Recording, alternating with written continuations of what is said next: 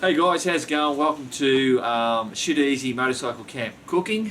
Now we're not going to be doing any cooking in this particular video. All I'm going to be doing is showing you all my gear that I use for cooking or when I go out camping, making cups of coffee, you know, all that kind of stuff. Now I'm just going to show you, it's a little bit bloody windy and rainy around here. So just in case you're wondering what the flapping noise is, I've got a big tarp up there to stop the rain and the wind bloody blowing through here. We've got some pretty bad weather coming apparently, so it's just been raining all day. It was rained all last night. Everything is just absolutely sodgy. So we'll try and get this video done before that bad crap comes. This is basically it. So I've got what we call a big pencil case, little wash-up kit, obviously a pot and pan set, and a couple of paper plates. All this here is basically what I use to cook whatever the hell I want to cook. So what I'll first start with is the pencil case.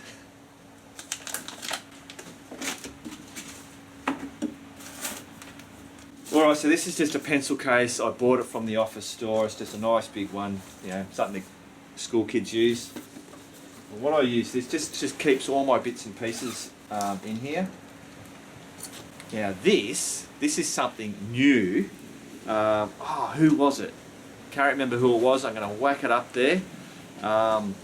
Told me about this when I was cooking the pancakes and the bubbles were happening in the middle of it, and it wasn't cooking like straight away around the outside. He said to get one of these gauze mats. And to use that to make it more even, and I tell you what, it just works absolutely bloody fantastic. So I'll give you a demo of that. So that holds that in there, and it was really good size for fitting in there. I always carry a couple of just a coffee satchels. Always go with these now. I don't worry about carrying coffee and sugar and, you know, powdered milk and all that. Just one of those. Just grab those. That's my little stove adapter, so that I can use these gas cartridges, a butane gas cartridge. Cheap as chips, handy. That's my little stove. My cup. Some sugars. That was the red cap that should have been staying on there. Pair of tongs. Little spatula.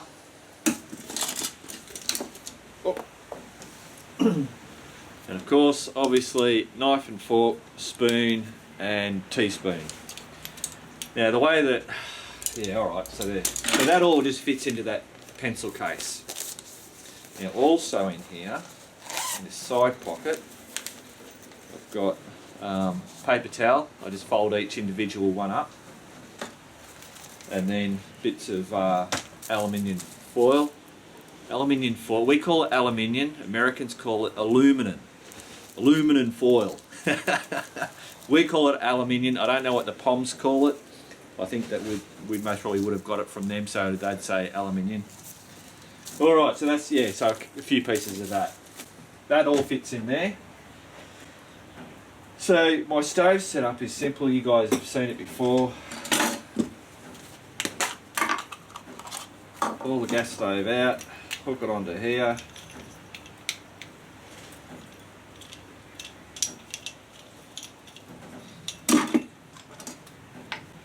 Now I'm going to show you a trick for some. This actually confuses some people. These cans and then how they hook onto there. These cans have a notch there.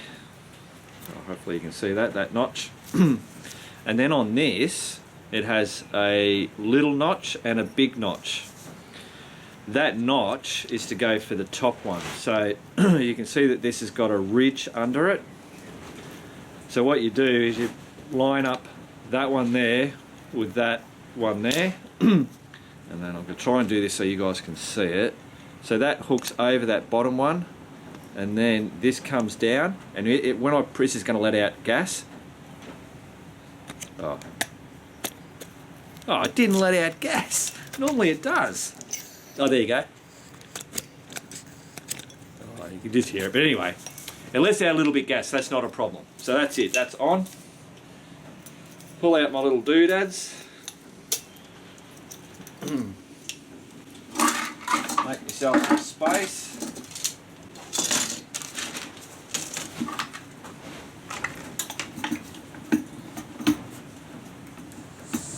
And hey, presto, we're cooking. That's just... I haven't found anything that is that simple, that fast, that compact, that cheap. The only downfall over, because people will say, you know, oh, you've got to use petrol or white spirit because it'll burn when it's, you know, below, you know, freezing, like 0 degrees or whatever. I've operated this in 0 degrees. If I've had this sitting out in the 0 degree, like in the elements, you'll find that the flame, it doesn't want to bloody go very well. All you've got to do, wrap your hands around the can like that for a little bit, and that instantly warms that up enough. Once that gets going, and normally if you're in that really cold thing, you'd have your you'd have one of these. Actually, I should have added that. I should have added that into my kit. This doesn't always go with me. It just depends. Because you only need it if it's going to be windy where you're going. But normally you can find a bit of shelter. So it's just, you know, if I've got room and I'm not worrying about having, you know, being lightweight or whatever, it'll just throw it in. But lately, what I've been doing on that DR650, I've been trying to save every bit of weight that I can. But you'd wrap that around like that, and that heat in there, it just keeps going, no problems whatsoever. Now I don't know whether it's if there's problems with altitude, but I don't go, you know, to a huge altitude. All right, cool. So this little doodad thing basically now just sits on there.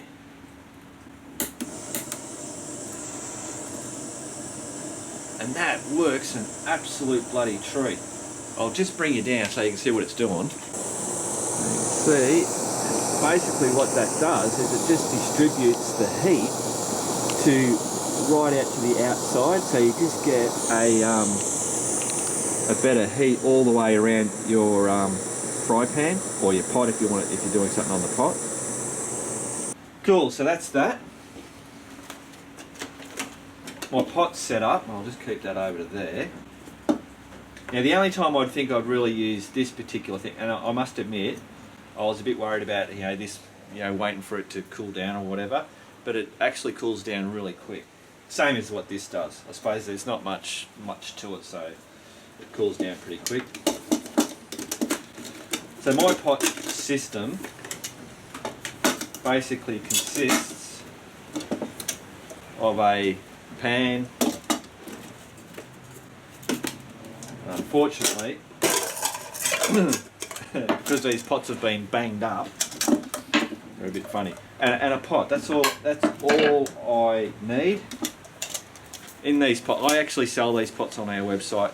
We make up this. I don't know. That's that stuff that like you put under rugs and stuff. It's a non-stick, so it doesn't slide. So I just cut these circles and put that in there, because if you've got stuff in there like that, and you know, like, it doesn't matter how clean or how finicky you wipe everything out and you put everything in, there's always going to be bits of grip that get in there. And then when that's in the bike and it's jiggling around, see, it can't jiggle because it had that. Doing that, you just get the slightest bit of grain of sand, and it'll start putting, you know, little scratches and stuff. And that's not a problem. You can still cook with that. But as soon as you start getting little scratches, that's when it starts making it harder when you've got to do your cleanup. You've got to really be scouring and bloody all that kind of stuff. So I'm always wary of trying not to scratch this stuff, because it just makes the cleanup so much easier. So that's just something that we do. We add that to those. There's a couple of bowls of I can't even remember the last time I used these bowls, but I don't normally stick anything in here, so I just leave them sitting there.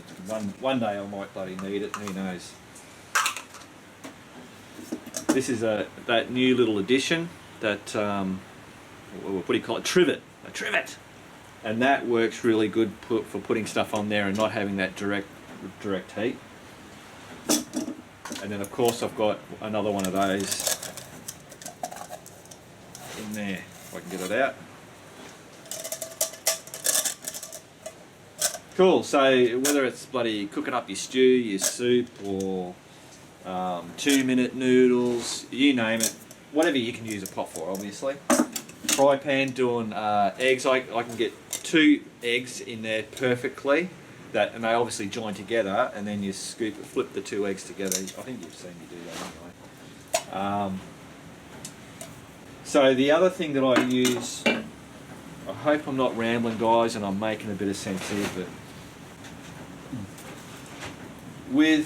I've done the dinner rolls. I've mentioned doing dinner rolls. Someone else mentioned about those little pockets that I put the salami and cheese in, and they mentioned about putting foil. And at the time, I just put the pot over it, so that you kind of like get it that really hot, like an oven, I suppose. So the stuff that I've done before is just using the foil. So that's on there.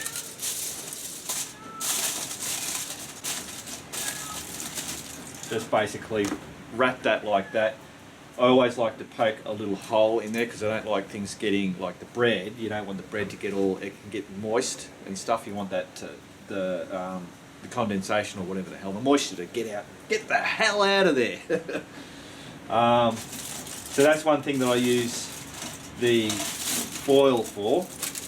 Another thing is that, say, you know, I might pull up somewhere and there's actually one of those electric barbecues or whatever, you know, at a park, and you think, oh, well, I'll just use that. But sometimes the surface can be a bit dodgy. So this is great to just lay on those things and then cook your stuff on there.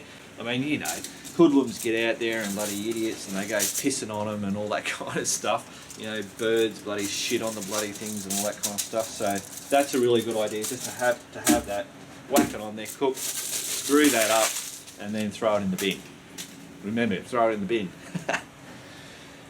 All right, so I'll try and do this as quick as possible. So that's basically it. It doesn't matter what pots that you use; they're pretty much all the same. What's next, guys? The cup. Tin cup. When I pack all this stuff away, it just so happens that it works really well for fitting in there, so that saves me a lot of space. This is good because it's metal, so that means that if I wanted to, without having to use the pot, I could actually stick that on there or on there and boil the water straight in there. So that's a really good thing. The only thing is if you, and I don't drink my coffee really hot, I always put a cold water, is that if you've done that, especially if you've done it on there, you've got to be careful when you do that because it'll be really hot, so you've got to wait for it to cool down a little bit. Alright, so that's the cup. As I said, the knives and forks, these are polycarbonate, so they're really bloody strong. You know, I can cut the salami with that stuff. I normally use, I'll use that knife. It's, you know, obviously it's a nice strong knife, but I have on occasions cut that, and I've actually used for a cutting board, I've used my knee or something. Anyway, I like these because they're like home. They're not those funny forky spoon, sporks, and those bloody ones that they all clip together and all that kind of stuff. I just find they're a pain in the ass. They've got all crevices and bits and pieces where all the germs love to live or whatever. This is not. They're nice and smooth. They're easy to wash, and they just work like they work at home. Little mini tongs. They're just great. They work exactly like a normal tong, except they're small. Same as a spatula. It's just a little spatula, but it works perfectly for the size of that fry pan. It's just perfect sizing. Same as, you know, using that.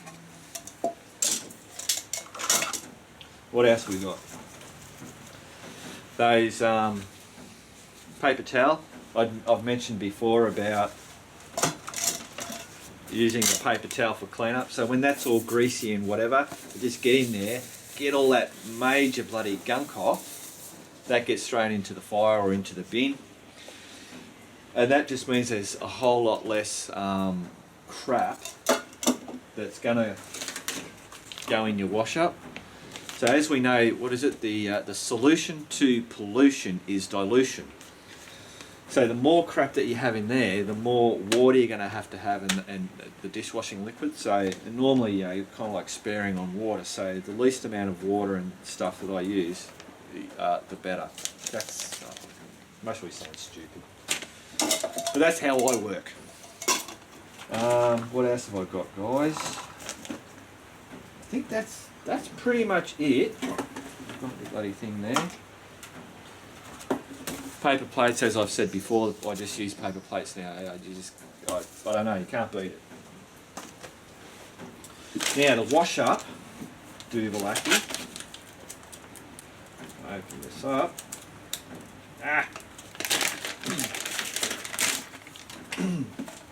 So I just have a little.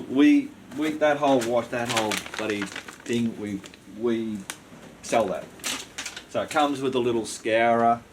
Comes with a little chucks. Comes with a little bottle. It doesn't come with the actual dishwashing liquid in it. And then so it's just like a little fold up bucket. Now obviously, go to your kitchen, you'll find one of these, cut it in half or quarters, bang, you got it. Same with the dishcloth, because this is all this is. It's just stuff that you get from the supermarket. I've just bought a heap of it, cut it all up and just made these things up myself. So just make that smaller, because you just don't need that the whole lot of it, and it's just trying to get things as small as possible. Yeah, you just get the dishwashing liquid from home, pour it in your little bottle. So you can, you'll find little bottles. Go to a $2 shop and you'll find a little bottle like that, I'm sure. Whack that in. And these buckets, eBay, somewhere like that, even to like BCF, I'm pretty sure they have these, I don't know if they're this small, but yeah, that's it. And they just work great. It works great. When you see, like you'll see on the internet, and you'll sell them. They'll be selling them, and they're like this perfect round circle with the water in it. It's never perfect, but I never have a problem with putting water in there. It never, it doesn't sag down. The laws of physics or bloody whatever, it just all pushes out. So that's it. Put all that in there. Done deal. So there's nothing more that I use for cooking any of that stuff that I can remember right now. So the other thing are these little, so I've got another one of those. That's exactly the same as that dish one. So obviously I write on it because you can see they're very similar colours. And I'd hate to use them the reverse in either one. It wouldn't work very well. So that's a little oil bottle. And then these little jars. So that's, actually, that one's got, what do you call that stuff? Maple syrup that you saw when I did the pancakes. You can use them like chives. I love chives. So and they're just the dehydrated chives. I mean, I love fresh chives. That's what I love. But when you've got a bloody crimp and scrimp on things, the dehydrated stuff will do the trick. Tomato sauce. That's tomato sauce in one of those little jars. They're like 200 mil. I think it's 200 mil. But yeah, I mean you can get like salt and pepper. You can get those little bags like the sugar stuff. Even the tomato sauce, you can buy those little squeeze packs or the little satchels depending on where you are. But I was just showing you. I mean, you could stuff this with Vegemite. You could put jam in it. You just got to make sure you can get your knife into it. Yeah, so these are really handy because they're really small and they just work for a serving. Obviously if you're going away for a month, yeah, that little bottle with that maple syrup ain't going to go very far. That for me, that would do, depending on how many pancakes I make, that could be one sitting, or I could squeeze it out to two sittings. Tomato sauce, I mean, that's one, stretching it out to 2 sittings. Yeah. So there you go, guys. That's it. If you guys have got any bloody ideas or bits and pieces of what you guys use or whatever, whack them in the comments. Looks like I've beat the bad weather. I reckon that's about it, guys. Keep on riding.